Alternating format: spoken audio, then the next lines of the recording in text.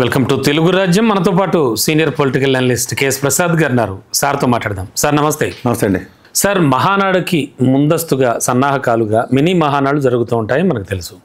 ఈ నేపథ్యంలో నంద్యాలలో నిన్న జరిగిన మినీ మహానాడులో ఎన్ఎండి ఫారూక్ గారు తనయుడు కొన్ని వ్యాఖ్యలు చేశారు. చాలా గమ్మత్తుగా అనిపించాయి వినడానికి.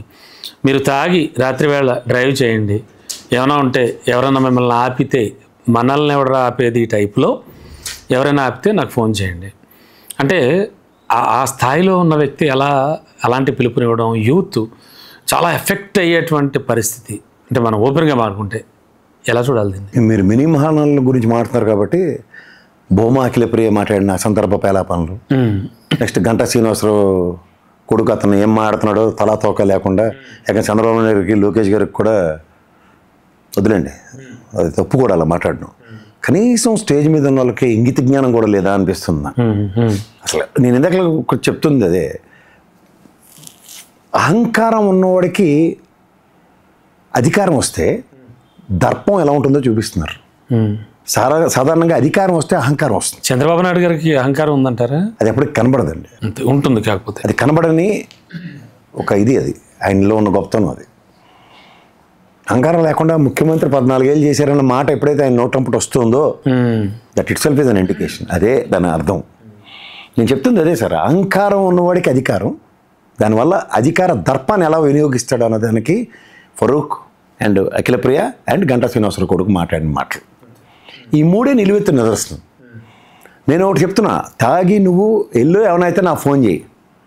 ఒకడేమో పెటాపురం దాలుక, ఎవరా వీళ్ళంతా? ఏమైనా ప్రజాస్వామ్యాలు ఏమైనా అతీత శక్తుల కింద ఏమైనా ఆవిష్కృతులు అయ్యారు వీళ్ళు?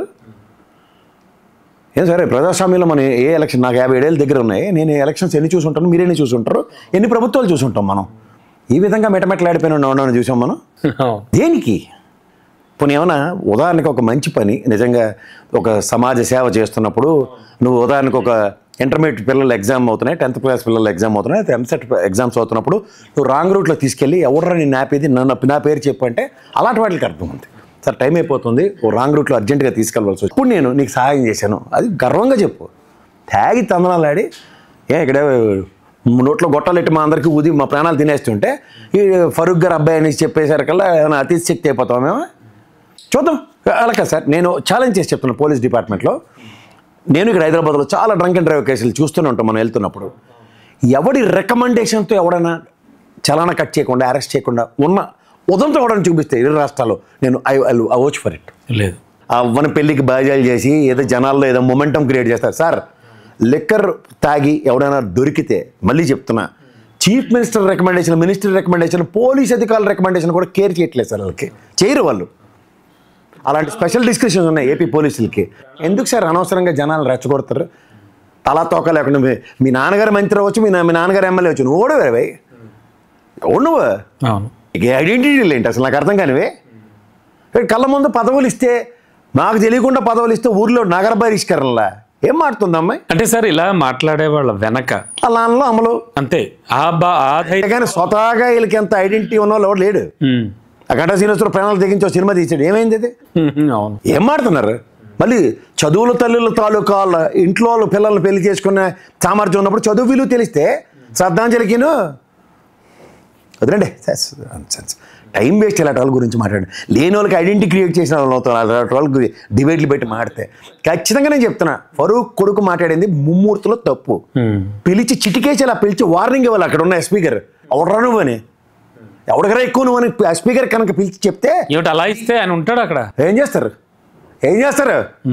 ఇస్తారు సార్, ఏం మొమ్మట్లేదు. మా సజ్జనార్ సార్ అలాంటి వాళ్ళు వెళ్తే తోలు చెమిడిలు తీసి చేతికి ఇస్తారు అలాంటి వాళ్ళకి. Sure sir. అంటే వీళ్ళు ఏ మతం చూసుకుని, ఏ అధికారం చూసుకుని, అంటే నాన్న అంతే, నాన్న పార్టీ అధికారం ఎన్నాళ్ళు ఉంటారు సార్? ఎన్నాళ్ళు అధికారం? 5 ఏళ్ళే మిటమెట్లు. తర్వాత దైవ నిర్ణయాలు ఎలా ఉంటాయి ఎవరికి తెలుసు, తెలియదు కదా. ఒకవేళ కంటిన్యూ అయింది. కానీ ఇలాంటి పనికి మళ్ళీ పనులుగా దీనికి ఇస్తున్నాం ప్రజాస్వామ్యాలు అధికారులు.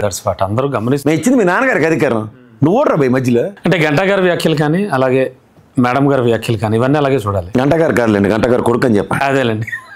ఆయన ఎందుకు పాప అనవసరంగా ఇప్పటికే ఇబ్బంది పడుతుంది. వీళ్ళకి చెప్తున్నాను కదా సార్, రాజకీయ పరిపక్వత లేకుండా మా తాతల నేతల దగ్గర మా మూతులు వాసన చూడండి, భూమా అఖిలప్రియ వాళ్ళ నాన్నగారిని వాళ్ళ అమ్మగారిని చూసుకుని ఊరికే ఆవిడ భూమి మీద ఉండట్లే. అవును, అది చాలా తప్పండి ఆ విధమైన వ్యాఖ్యలు. ఎందుకంటే పార్టీ అధిష్టాన నిర్ణయాలు ఉంటాయి. ఎమ్మెల్యే రికమెండేషన్తో పదవులు ఏంటి? కార్యకర్తలు ఎమ్మెల్యేలు మీరు ఎన్నాళ్ళు ఉన్నామా ఇప్పుడు ఈ పార్టీలో? యాడ్ నుంచి వచ్చిందని నువ్వు వచ్చిన కడితే వైఎస్ఆర్సీపీలో గెలిచి మినిస్టర్ ఇస్తారంటే మీ నాన్న కళ్ళ సాకారం చేయడం, మీ అయ్యకి మినిస్ట్రీ జీవితంలో రాలేదు. ఆయన చనిపోయిన తర్వాత జరిగిన ఉప ఎన్నికలు గెలిస్తే నీకు మినిస్ట్రీ ఇచ్చిండ్రు. నెక్స్ట్ ఎలక్షన్ నీకు మొత్తం సభకు నమస్కారం అన్నారు. యాడ్ నుంచి వచ్చి మా ఏం మాడుతున్నారు? నీకన్నా ముందు నుంచి తెలుగుదేశాన్ని నమ్ముకొని మీ నాన్నగారు వాళ్ళు తెలుగుదేశం నుంచి వెళ్ళిపోయిన దగ్గర నుంచి కూడా తెలుగుదేశం కార్యకర్త అక్కడ పనిచేస్తుంటే వాళ్ళకన్నా నువ్వు వాళ్ళు గెలిచిందని మెట్టమెట్లు ఆడిపోతుంటే ఏడు చెప్పాలా? ఆల్రెడీ చాలా ఇష్యూస్లో రాష్ట్రం అయితే రావణ కాష్టంలా మారిపోయిందని చాలామంది దృష్టిలో ఉంది ఈ విషయం కూడా. ఎందుకు ఉంటుంది ఇప్పుడు ఇలాంటి వ్యాఖ్యలు? కోడి అమ్మేవాడి దగ్గర 10 రూపాయల కమిషను, ముష్టి వాళ్ళ దగ్గర 200 రూపాయల కమిషను, 1000 రూపాయలు సంపాదిస్తే 200 కమిషన్లు. ఇవి అక్కడ అహోబిలంలో ఉన్న అట్లా చేస్తున్నాయి పనికి మాలిన పనులు. అక్కడ నేను లాస్ట్ వీక్ వెళ్ళి వచ్చాను, సిగ్గుపడుతున్నాను. చెయ్యి ఇదే దరిద్రం అని. ఏంటంటే ఏం జరిగింది? ముష్టి వాళ్ళ దగ్గర కమిషన్లు అండి, ఇంకంతకన్నా ఇంకేటి చెప్పాలి? కోడి అమ్మితే 10 రూపాయలు. మరి దేవాదాయ ధర్మాదాయ శాఖలు అవి ఇవి ఏం చేస్తున్నట్టు ఉన్నాడు అసలు? అదే అంతే కదా, ఎత్తిపోతల పథకమే కదా. వైఎస్ఆర్సీపీలు ఎలగబెట్టి మన ఎత్తికొచ్చిన పాపానికి మినిస్ట్రీ ఇస్తే ఓహో కోతి కొబ్బరికాయ దొరికినట్టు ఇంట్లో కూర్చుంటు. దేవాదాయ ఇష్యూల్లో ఏ ఇష్యూ అయినా బయటికి రాని ఏకైక దేవాదాయ శాఖ మంత్రి అంటే ఆయనే. Okay sir, right sir, thank you. Hello, Telugu రాజ్యం ఛానల్ చూస్తున్నారా?